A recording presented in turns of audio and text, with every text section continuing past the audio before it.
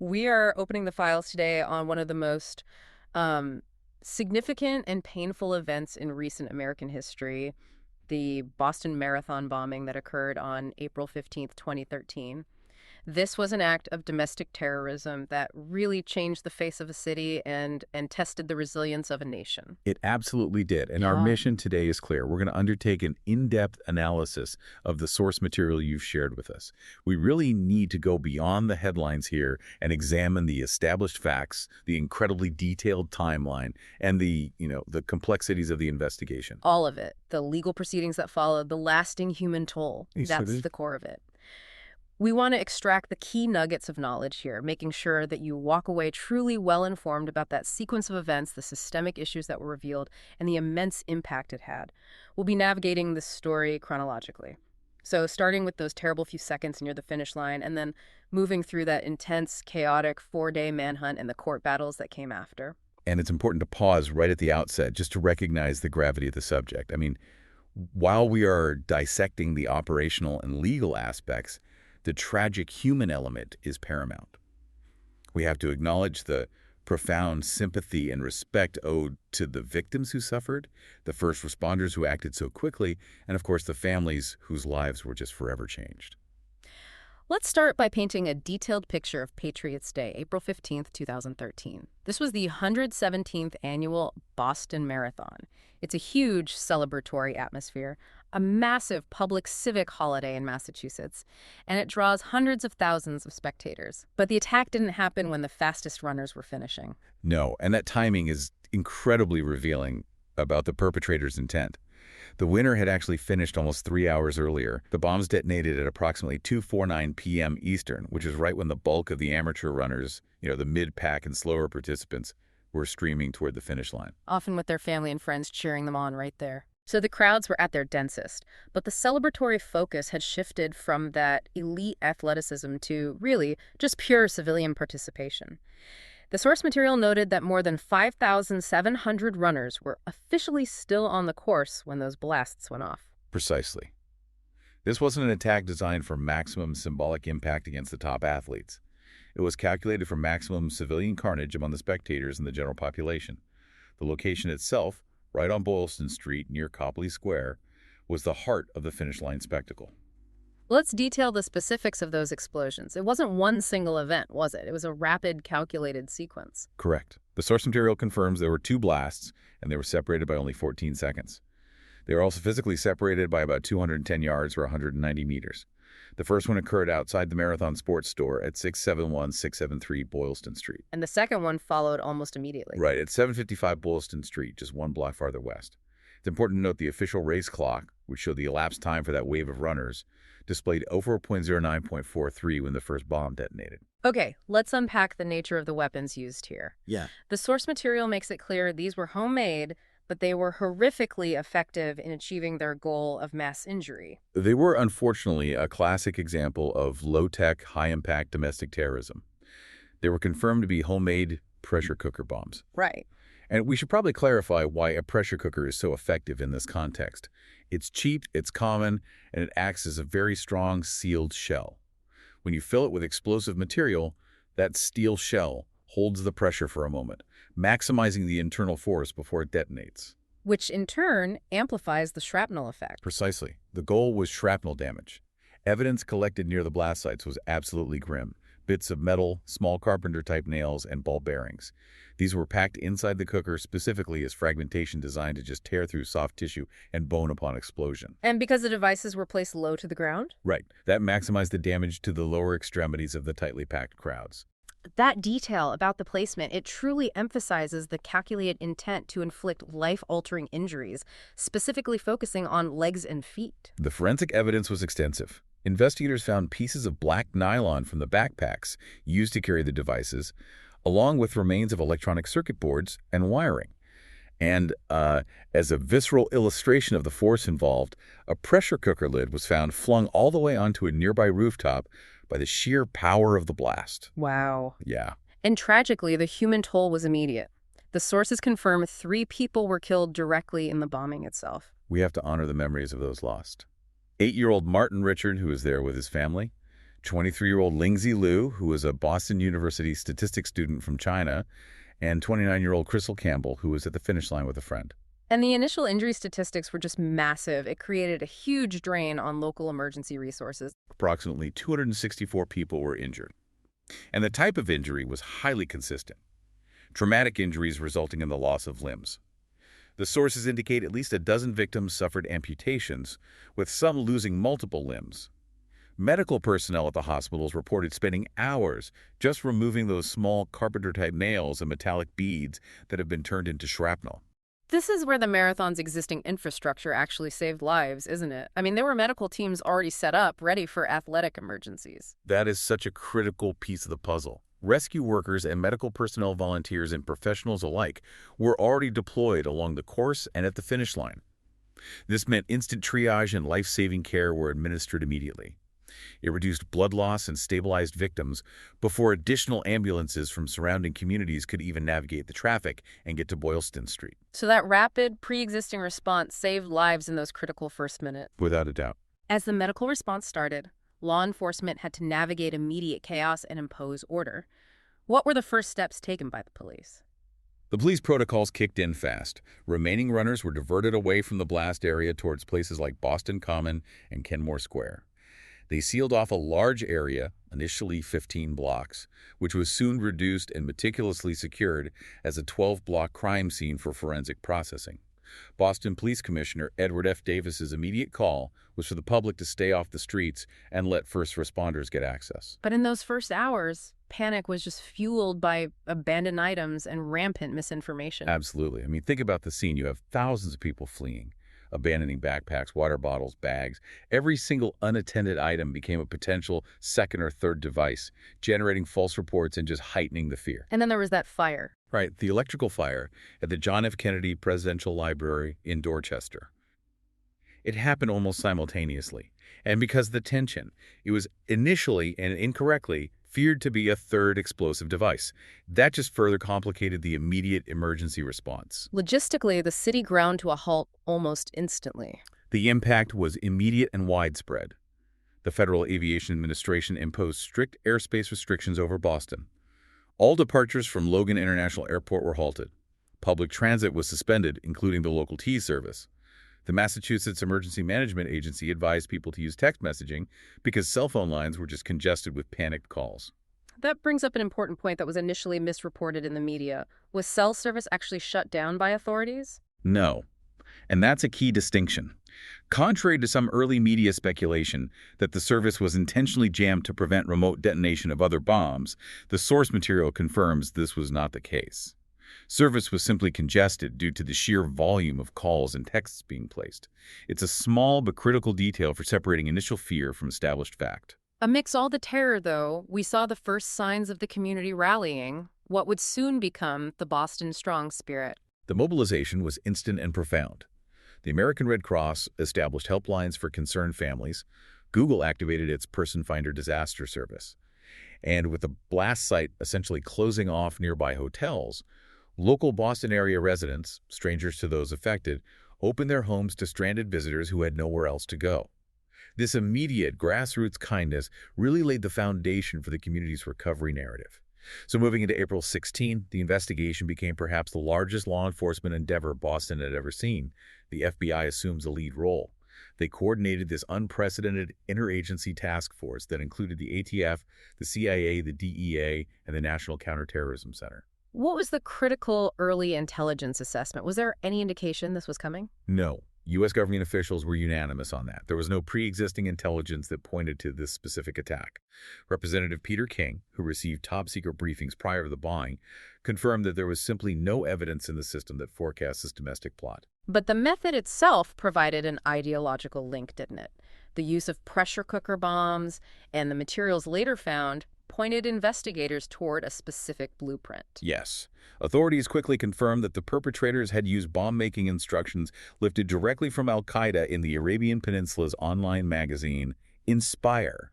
This immediate link between a high-profile foreign extremist publication and a domestic plot was extremely worrying for security services.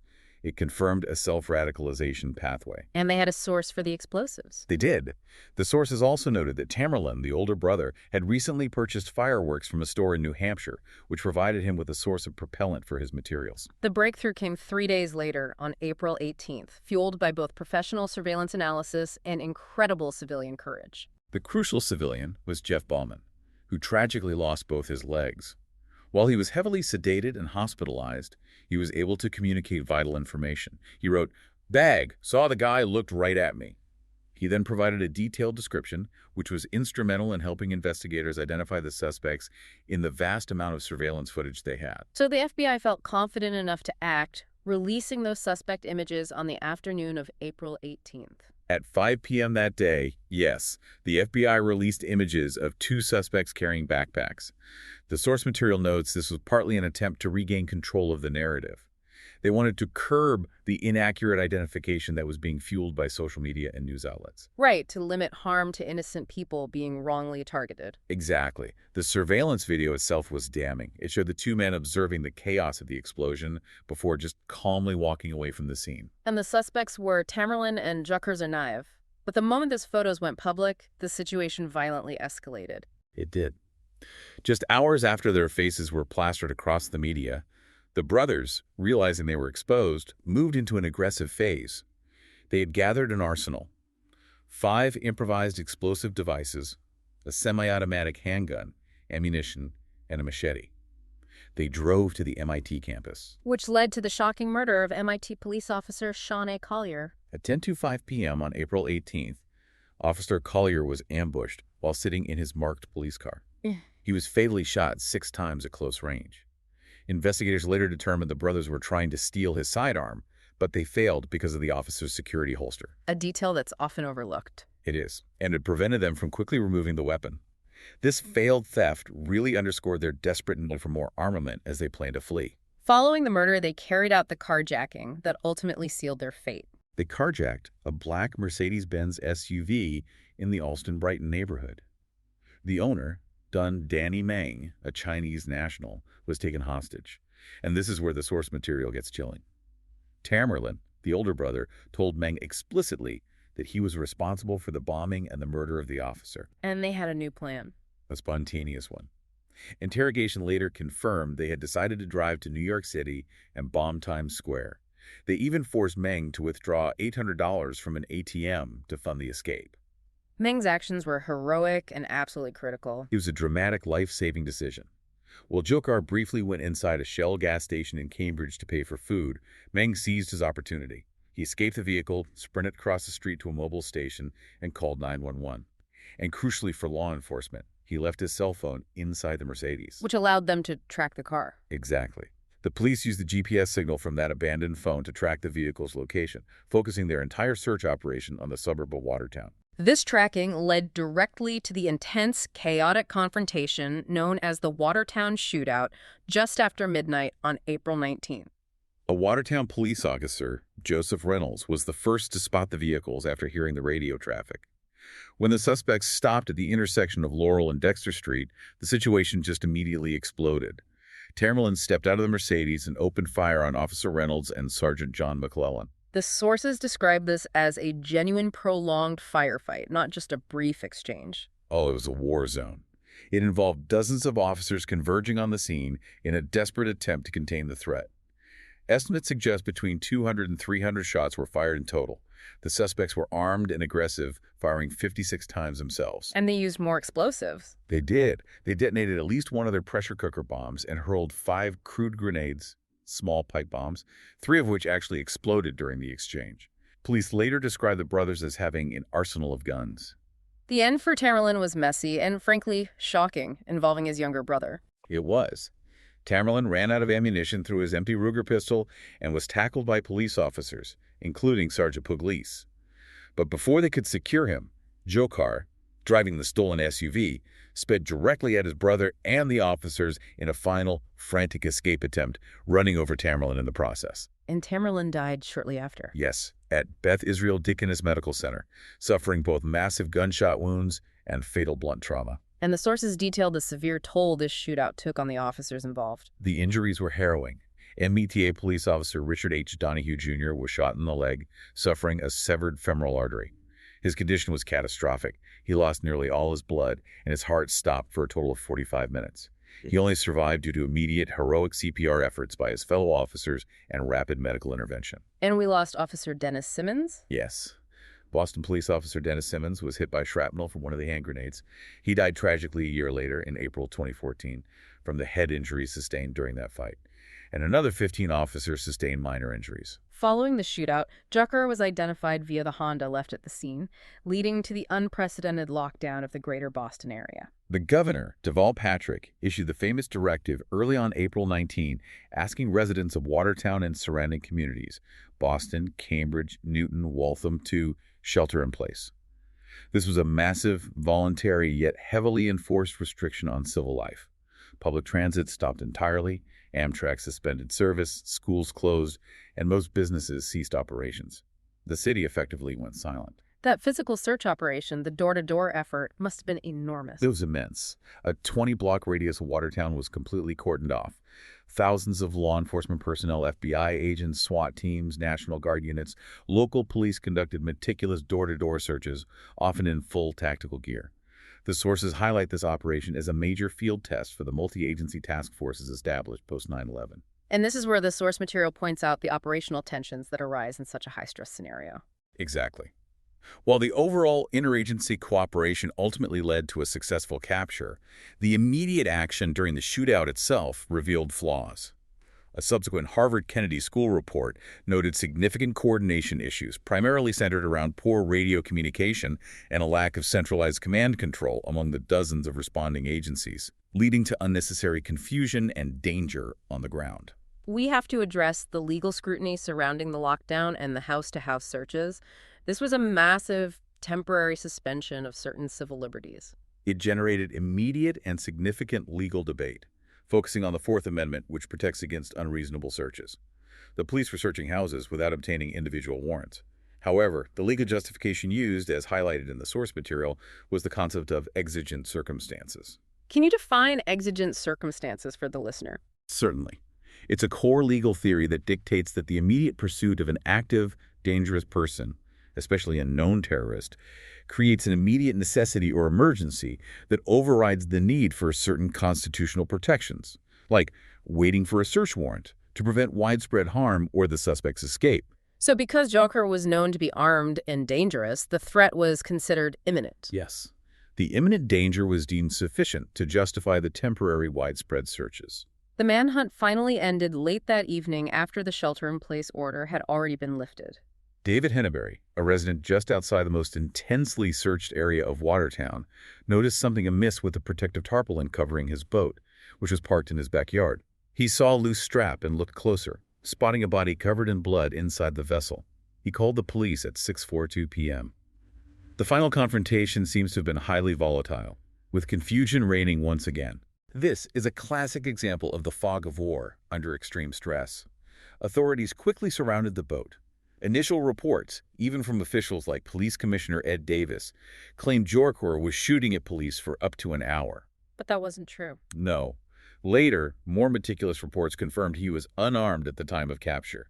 A review detailed an incident of contagious fire where one officer fired without proper authorization in response to perceived movement or sound. That caused surrounding officers to follow suit, leading to an extremely dangerous crossfire situation because of the lack of a clear, coordinated command. But the ordeal finally ended with his arrest. Dzhokhar was arrested at 8:42 p.m. He was in critical condition, having sustained gunshot wounds to his head, neck, legs, and hand. Initially, there was speculation that the neck wound was a self-inflicted suicide attempt, but this was contradicted by the later confirmation that he was found unarmed in the boat, suggesting the injuries were likely sustained during the chaotic shootout with his brother, or possibly the contagious fire incident. To really understand this attack, we have to analyze the Tsarnaev brothers, Tamerlan and Dzhokhar. Their background is complex. They immigrated to the U.S. in 2002, settling in Cambridge, Massachusetts, and applying for political asylum. They identified as Chechen, but their origins were rooted in the broader North Caucasus region. Precisely. Tamerlan was born in the Kalmyk ASSR and Dzhokhar in Kyrgyzstan. They had lived for a time in Dagestan. They were half Chechen through their father Ansor and half Avar through their mother Zubidat. Critically, the sources point out they had never actually lived in Chechnya, making their identification more political and cultural than geographical. Let's look at Tamerlan, the older brother and the acknowledged driving force. Tamerlan, born in 1986, initially pursued the American dream through athletics. He attended Bunker Hill Community College, but dropped out to focus intensely on boxing. His ambition was to join the U.S. Olympic boxing team, even stating he'd prefer to compete for the U.S. unless an independent Chechnya was established. However, his personal life took a sharp turn after 2009. He became increasingly devout. Yes, and religiously conservative. His shift toward Salafist and Islamist ideology was documented by a YouTube channel in his name, which linked to radical videos. He also struggled with integration and had a history of domestic violence, including an arrest in 2009 for assaulting his then-girlfriend. And Dzhokhar seemed, on the surface, far more integrated into American society. He did. Born in 1993, he became a naturalized U.S. citizen on September 11, 2012, just 7 months before the attack. He was a marine biology student at UMass Dartmouth. Unlike Tamerlan, Dzhokhar was known to be a casual user of marijuana and maintained many social connections. However, his boxing coach suggested that Dzhokhar greatly admired Tamerlan and was significantly affected by his older brother's increasing religious and political intensity. A deep, impressionable influence. Absolutely. This brings us to a major systemic insight, the intelligence failure surrounding the Russian warnings. This is where the story gets really interesting and deeply troubling. This is the core aha moment for anyone examining this case. The Russian Federal Security Service, the FSB, warned the FBI about Tamerlan as early as 2011.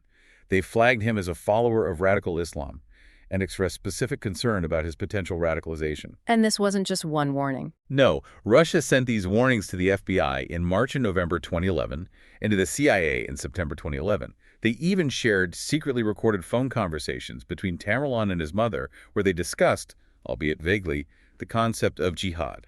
That is a staggering amount of warning, yet the FBI investigation at the time turned up nothing actionable. The FBI did interview Tamerlan in 2011 and searched their federal databases. They concluded they found no evidence of terrorist involvement, either domestic or foreign, at that time. And what's even more crucial is the lack of cooperation that followed. Subsequent requests by the U.S. for additional information from the Russians about the basis of their concerns just went unanswered.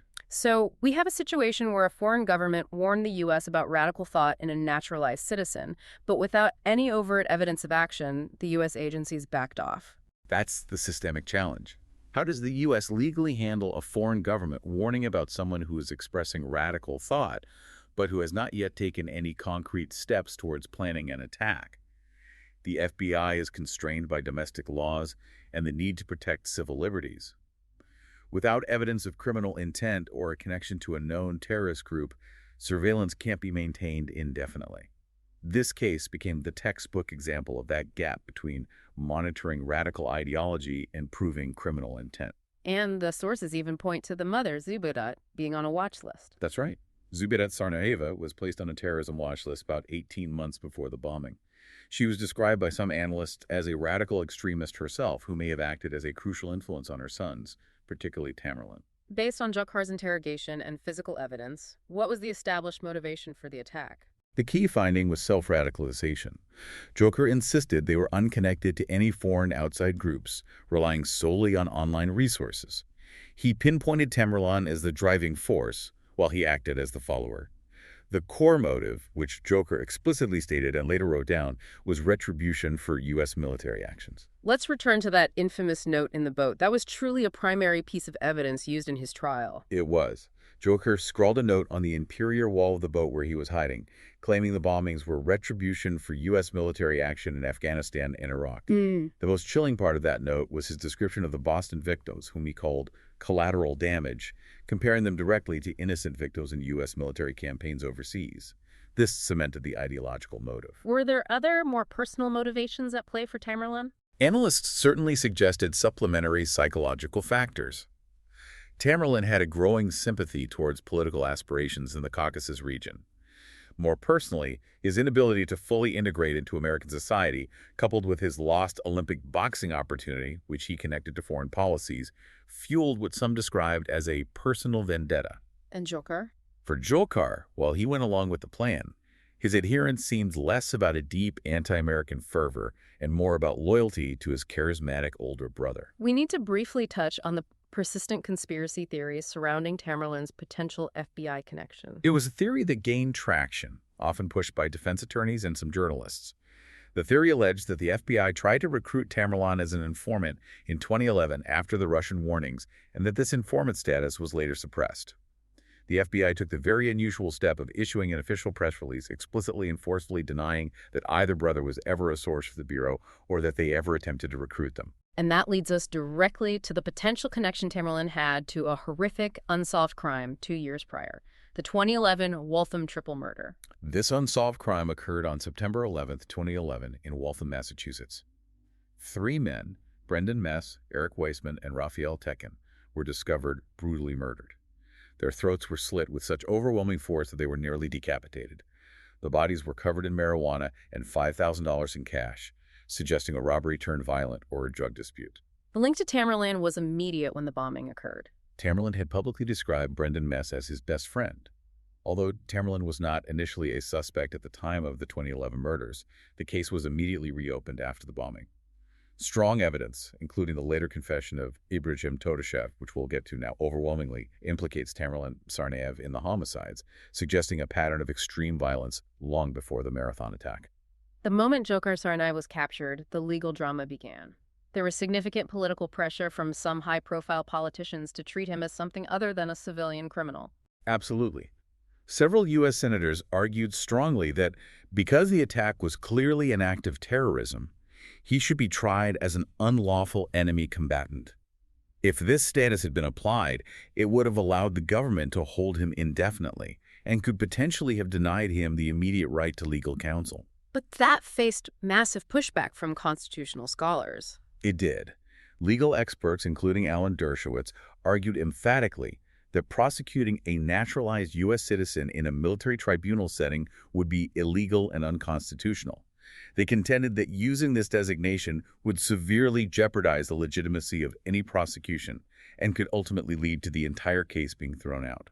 Ultimately, the government chose the federal criminal court system, but even that choice led to an immediate constitutional challenge regarding his interrogation. Right. Dzhokhar was questioned for 16 hours straight without being read his Miranda rights. The federal law enforcement agencies invoked the public safety exception to the Miranda rule. We should clearly define that public safety exception, as it's a critical piece of the legal maneuvering here. It is a critical legal tool. The public safety exception allows law enforcement to forego the immediate reading of Miranda rights when the immediate need to secure public safety outweighs the need to protect the individual's right against self-incrimination. Okay, so in Dzhokhar's case. In his case, the exception was invoked because the authorities desperately needed to know if there were other unexploded bombs, if there were co-conspirators still at large, or if they had immediate plans for further attacks. So the goal was preventing widespread harm, not immediately securing admissible testimony. Precisely. They were prioritizing immediate intelligence over guaranteed courtroom conviction. The questioning ceased only on the night of April 22, after a federal magistrate judge, Marianne Bowler, arrived and read him the Miranda warning. This 16-hour gap raised a significant legal debate throughout the trial. When did the formal charges arrive, and what did they entail? On April 22, 2013, Dzhokhar was charged in federal court with 30 counts, including 2 specific charges that carry the possibility of the death penalty: use of a weapon of mass destruction resulting in death, and malicious destruction of property resulting in death. He pleaded not guilty in July 2013 and was immediately moved into maximum security detention. He was moved from the hospital to the Federal Medical Center at Fort Devens. He was held in a highly restrictive environment, a segregated housing unit under a 23-hour-per-day lockdown. The trial, which began in 2015, became a spectacle, but the defense team, led by Judy Clark, adopted a very specific strategy. Their strategy was fascinatingly direct. They admitted Dzhokhar's physical involvement right from the start. They conceded he placed the second bomb, that he was present during the murder of Officer Collier and the carjacking of Dunmeng, and involved in the shootout. Their argument wasn't about innocence. It was purely about mitigation of sentence. They framed Dzhokhar as a subordinate. That was the core of their plea. They argued that Tamerlan was the dominant, radicalized, and manipulative driving force, while Dzhokhar was merely a subservient follower who was incapable of resisting his older brother's influence. The prosecution's case, however, focused on the intentional cruelty and the devastating impact. They called over 90 witnesses, primarily survivors, who recounted in horrific detail the moment the bombs went off and the agonizing, life-altering injuries they sustained, including the loss of limbs. The prosecution successfully argued that despite Tamerlan's leadership, Dzhokhar was a fully committed, equal participant. And he was convicted on all 30 counts in April 2015 and sentenced to death 2 months later. We know he offered a statement at his sentencing. Yes. On June 24, 2015, just before the death sentence was formally imposed, Dzhokhar Tsarnaev spoke publicly for the first time, offering an apology to the victims and their families. But the legal journey didn't end there. The appeals process became highly contentious, focused entirely on the fairness of the jury selection. This is a critical legal detail. In 2020, the First Circuit Court of Appeals reversed his death sentence. The appellate court argued that the district court judge failed to properly screen potential jurors regarding their intense pretrial exposure and knowledge of the case. They ruled that the intense, widespread local media coverage made it nearly impossible to guarantee an impartial jury on the issue of sentencing. So the question was, could anyone in Boston truly be objective about sentencing? That was the heart of the challenge. The court felt that the judge should have allowed more probing questions about what the potential jurors knew and how it made them feel. But that reversal was short-lived. The U.S. Supreme Court ultimately intervened. In March 2022, the Supreme Court reversed the First Circuit's decision, reinstating Dzhokhar Tsarnaev's death penalty. The Supreme Court ruling essentially stated that the trial judge acted within his discretion in seating the jury and that the defense failed to prove that the selected jurors were actually biased. So the death penalty stands, though his convictions were never in doubt. Correct. His convictions were never vacated, ensuring he remains imprisoned under multiple life sentences, regardless of the death penalty outcome. Let's turn now to the surrounding investigations, the collateral prosecutions, which focused heavily on Dzhokhar's associates at UMass Dartmouth. This was a secondary legal drama focusing on obstruction of justice. The main figures were Dzhokhar's roommates, Dyazk Dirbayev and Azamat Tashayakov, both Kazakhstan nationals, and Robel Philippos, a U.S. citizen. What exactly did they do after seeing the suspect's photos released on TV? After realizing their friend was suspect number 2, Kadirbayev and Tashayakov went to Dzhokhar's dorm room. They retrieved a laptop and a backpack that contained fireworks, a potential source of explosive material. Philippos acted as a lookout. They were attempting to clean up and destroy evidence, which led to charges of conspiracy to obstruct justice. Was the evidence recovered? Yes. The backpack, which Kadirbayev placed in a trash bag, was later recovered in a landfill near New Bedford, Massachusetts. The prosecution successfully argued that by destroying or concealing evidence, they knowingly interfered with a massive federal investigation. And what were their ultimate legal fates? The outcomes varied significantly. Kadirbayev pleaded guilty and was sentenced to 6 years in prison, then deported to Kazakhstan in 2018. Tashayakov was convicted in a separate trial, served 42 months, and was deported in 2016. And Philippos was convicted of lying to police about being in the dorm room, a separate charge, and was sentenced to 3 years, ultimately being released in 2018. We also have the notable and tragic case of Ibragim Todashev, a Chechen associate of Tamerlan's. Todashev was a Chechen man living in Florida. He was intensely interrogated by the FBI on May 22, 2013 about his connections to Tamerlan. During that session, he reportedly confessed to the 2011 Waltham triple homicide and explicitly implicated Tamerlan Tsarnaev as a co-conspirator. And he was killed during that interrogation. Yes, tragically. Todashev was shot and killed by an FBI agent who claimed Todashev suddenly attacked him with a pole or stick, creating a justification for lethal force. This incident remains controversial, adding another layer of complexity to the questions surrounding Tamerlan's earlier violent life. Finally, what about Khairulazan Matanov? Manhunt was another friend of Tamerlan's, originally from Kyrgyzstan. In a strange, almost absurd detail, Matanov bought dinner for the Tsarnaev brothers just 40 minutes after the bombing. He later voluntarily contacted authorities, but was charged with obstructing the investigation because he had deleted documents from his computer and lied to investigators about the extent of his relationship with the brothers. He was sentenced to 30 months. We shift our focus now to the immense human cost, which, as we noted, was exacerbated by the calculated cruelty of the low-to-the-ground bombs. The injury details are staggering and consistent. Approximately 281 civilians required treatment across 27 local hospitals. The low placement meant severe lower leg, ankle, and foot injuries were overwhelmingly prevalent, along with extensive, painful shrapnel wounds.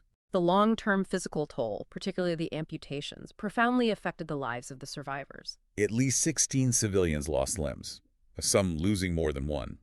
We must remember Jane Richard, the sister of 8-year-old Martin Richard, who lost her left leg.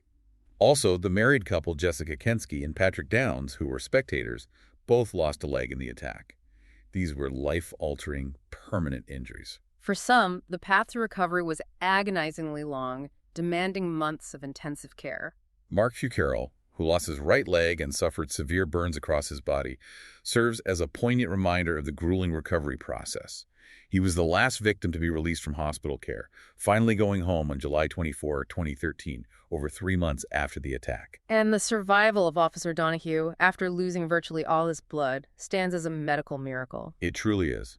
To survive after your heart has stopped for 45 minutes, a situation where he lost almost all his blood volume, required flawless immediate application of CPR, field medicine, and aggressive trauma surgery. His survival is a powerful symbol of the resilience of the police and medical teams. In response to this widespread tragedy, the community rallied immediately to provide financial support. Within days, the governor and the mayor established the One Fund Boston. This organization was designed to efficiently distribute monetary aid directly to the victims and their families. It was a massive collective effort that ultimately raised over $69.8 million, including significant proceeds from the enormous Boston Strong benefit concert. The speed and transparency of the fund were unprecedented. And the city ensured that the memories of those lost and the resilience of the community would be permanently enshrined. The memorials were a vital part of the healing process. Boston University established a scholarship in honor of Lingzi Liu, and UMass Boston did the same for Crystal Campbell. MIT created the abstract environmental sculpture, the Sean Collier Memorial, and established a scholarship in his honor. I found the detail about the spontaneous memorials near Copley Square fascinating, that the city meticulously preserved them. That act of preservation speaks volumes about the city's approach to the tragedy. The massive makeshift memorial that spontaneously appeared near the blast sites was carefully disassembled in June 2013. The thousands of objects, shoes, notes, flags, flowers, were moved to city archives and the climate-controlled facility for permanent preservation. Then in 2019, a permanent memorial was installed on Boylston Street, featuring 3 stone pillars and bronze sidewalk bricks. Beyond the financial and physical needs, there was the critical necessity of addressing the mental health fallout from such a traumatic event. This was a long-term challenge. A study by Suffolk University tracked the mental health response of the community for 3 years, providing essential data on post-trauma healing strategies. And recognizing the immense psychological burden, the City of Boston received a grant from the Rockefeller Foundation to develop a permanent, cross-cutting resilience strategy to help the community cope with future shocks. The community response gave rise to the phrase Boston Strong, which became a global rallying cry. It defined the local reaction. Sporting events were briefly postponed, but when professional sports resumed, the entire city embraced the term. The Red Sox wore Boston Strong patches, and their subsequent victory in the 2013 World Series later that year became a massive, symbolic moment of recovery and defiance. International condolences poured in, and other major events reacted immediately. Leaders worldwide denounced the attack. Just 6 days later, the London Marathon observed a 30-second silence, dramatically increased security, and pledged to donate money to the One Fund Boston, demonstrating immediate global solidarity. There was also a humorous yet necessary moment of geopolitical clarification early on. Yes, the Tsarnaevs identified as Chechen, a region in Russia. This led to a wave of online confusion, with many people mistakenly conflating Chechnya with the Central European country of the Czech Republic. The ambassador of the Czech Republic had to issue a formal public statement to remind everyone that the Czech Republic and Chechnya are 2 very different entities. Unfortunately, the bombing also resulted in predictable and widespread backlash against innocent people. Yes. The attack, perpetrated by individuals who claimed extremist Islamic ideology, resulted in a significant, painful rise in anti-Muslim sentiment, both locally and across the internet. This caused considerable distress and fear within the Muslim community, adding another layer of trauma to the event's aftermath for innocent citizens. Finally, let's revisit the immediate media environment. The sources highlight that conflicting and inaccurate reports were rampant in the first 48 hours. It was a low point for immediate reporting accuracy. A notable example was the New York Post, which incorrectly reported that a Saudi suspect was under guard in a hospital. And later, in a particularly egregious error, they misidentified 2 non-suspects on its front page, a 17-year-old boy and his track coach. And the FBI noted that media inaccuracy actually factored into their decision to release the photos of the Tsarnaev brothers when they did. That's right. The FBI issued a very rare public statement urging the media to Exercise caution and attempt to verify information through appropriate official channels before publishing. They specifically cited the widespread damage already being done to innocent individuals who are being wrongly identified and targeted online as a reason why they chose to release the authenticated photos of the Tsarnaev brothers quickly to try and control the narrative. We've traced a complex and painful narrative from the calculated brutality of the pressure cooker bombs to the chaotic four-day manhunt that paralyzed the city, concluding with the eventual legal accountability secured through the federal courts. The operational lessons learned from this week, particularly regarding interagency coordination under stress, are still being debated today. The event forced a critical examination of how post-9/11 task forces operate in a rapid evolving domestic crisis. While the Harvard Kennedy School report pointed to specific communication failures during the heat of the Watertown shootout, the ultimate successful identification and capture. Well, it highlighted the overall effectiveness of these combined forces when operating within a large civilian lockdown. Thinking about the Tsarnaev brothers' motivations, Tamerlan is the self-radicalized driving force, Dzhokhar is the impressionable follower, both fueled by online extremism and anger over U.S. foreign policy. How does this attack redefine the modern threat landscape? It fundamentally shifted the focus to domestic, self-taught terrorism. The ability to source bomb-making instructions from Inspire magazine meant that an individual, without ever needing formal training or explicit connection to a major foreign terrorist organization, could execute a sophisticated, deadly attack. This contrasts sharply with earlier foreign-directed plots, making individuals with personal grievances, like Tamerlan's personal vendetta, the new primary engine of concern. And while the events of that week were defined by pain and chaos, the ultimate legacy the city chose to embrace was one of resilience. That decision is beautifully symbolized by the establishment of One Boston Day. Mayor Marty Walsh officially designated April 15th as a permanent holiday focused not on perpetual mourning, but on encouraging random acts of kindness and community service. This choice ensures that the lasting definition of the city's response is one of enduring resilience, kindness, and helping one another. Given the multiple prior warnings received by the U.S. from the Russian FSB regarding Tamerlan Tsarnaev's potential radicalization warnings that yielded no evidence of foreign or domestic terrorist activity at the time of the FBI's investigation, what systemic challenge remains in distinguishing genuine, imminent threats from cases of mere radical thought, especially when dealing with individuals operating without explicit connections to known foreign terrorist organizations? Thanks for listening.